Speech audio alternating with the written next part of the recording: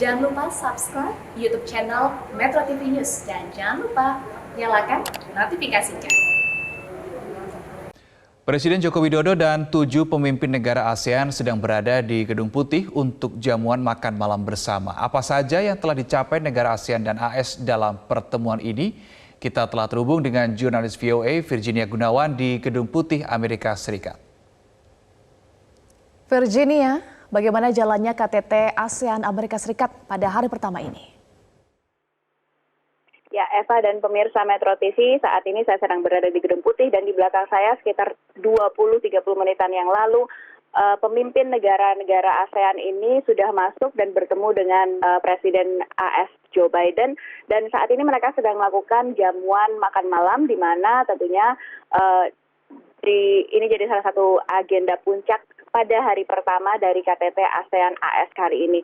Sebelumnya, para pemimpin ASEAN ini sudah bertemu dengan Ketua DPR Amerika Serikat Nancy Pelosi dan melakukan sejumlah pertemuan dengan kepala atau pimpinan perusahaan di Amerika Serikat yang diprakarsai oleh ASEAN AS Business Council atau Dewan Bisnis Amerika Serikat dengan Asia. Dan beberapa pencapaian yang sudah disampaikan dan juga yang disampaikan oleh Presiden Biden dari Gedung Putih, ya ini komitmen sebesar 150 juta dolar Amerika Serikat yang diberikan kepada ASEAN, di mana ini untuk memperkuat hubungan antara Amerika Serikat dan ASEAN. Selain itu juga memperkuat sentralitas ASEAN dan juga memberdayakan sumber daya manusia yang ada di kawasan Asia Tenggara tersebut. Dari sejumlah kegiatan yang dilakukan, memang inisiatif yang diusahakan adalah pertemuan untuk mengajak investor Amerika Serikat untuk datang ke kawasan Asia Tenggara dan berinvestasi di kawasan tersebut agar bisa lebih kompetitif dan lebih menarik bagi usaha-usaha yang ada di Amerika Serikat. Rekan-rekan. Ya, Virgi, sejauh ini apa saja yang telah dicapai dalam pertemuan itu? Ya, selain tadi yang disampaikan, selain inisiatif 150 juta dolar yang diberikan oleh Amerika Serikat kepada region, dari Indonesia sendiri juga pagi-pagi itu, sebelum acara mulai, Indonesia sudah menandatangani sejumlah kerjasama dengan perusahaan di Amerika Serikat, di mana mereka ini melakukan inisiatif-inisiatif untuk berinvestasi dan menaruh kepercayaannya untuk Indonesia, terutama dalam bidang energi, dalam sektor energi dan energi terbarukan. Presiden Joko Widodo juga pada salah satu pertemuan terkait dengan bisnis di Amerika Serikat menyampaikan bahwa Indonesia telah siap dan sangat antusias untuk menerima investor dan berinvestasi dalam ekonomi hijau di Indonesia. Selain itu juga dalam bidang ekonomi digital itu juga yang ditekankan oleh delegasi Indonesia.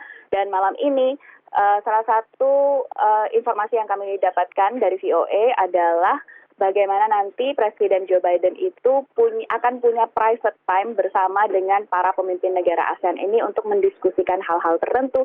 Namun pertemuan ini adalah bukan pertemuan bilateral, jadi ini seperti sesi curhat antara kepala negara di mana mereka bisa menyampaikan secara bebas, secara private apa saja concern mereka dari negara asal ke Amerika Serikat.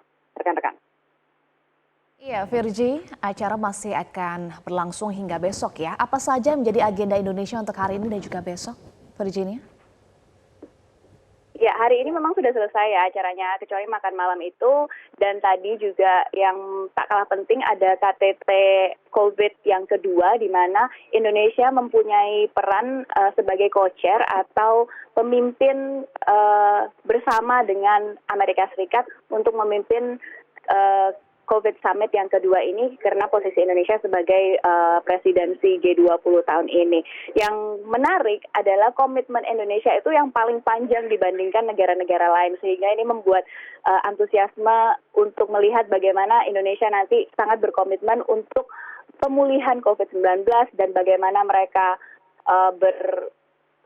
berkomitmen untuk mencari jalan untuk transfer teknologi agar bisa menghasilkan atau memproduksi vaksin sendiri, dan hal-hal seperti ini memang sangat diperhatikan dalam komunitas global, terutama terkait dengan pemulihan di COVID-19.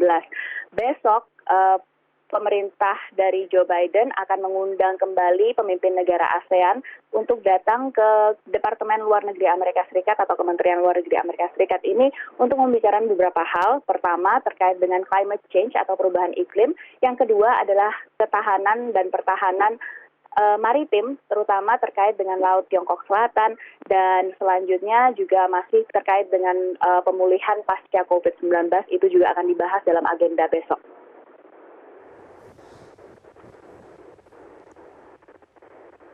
Ya, baik. Terima kasih Virginia Gunawan untuk laporan Anda langsung dari Amerika Serikat.